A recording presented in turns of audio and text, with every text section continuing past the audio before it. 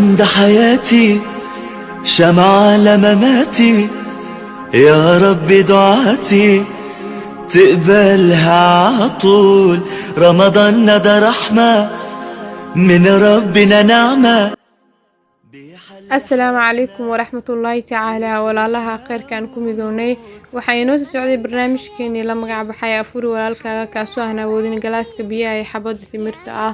alxamdulilah, maalinka saddexaad allah subxaana watacaala si kheyr ayuu inooga soo dhameeyey.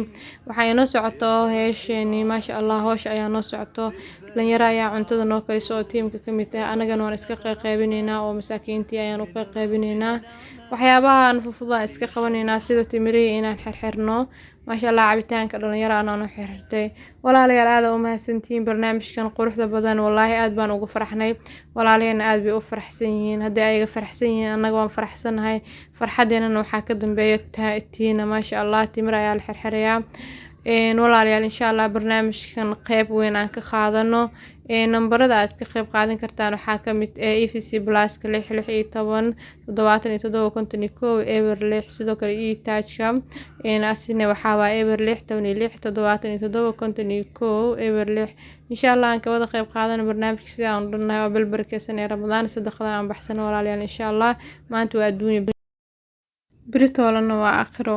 sadaqada hadduu xanuun ku hayo, haddii murugo ku hayso, haddii dhibaato kale ku haysato, insha allah sadaqada baxso walaalo. adduunka waa laba maalin. insha allah waxaan rajeynayaa inaa wax badan ay nagala qeyb qaadan doontaan. nabiga wuxuu dhahay sadaqada maalka ma nusqaamis.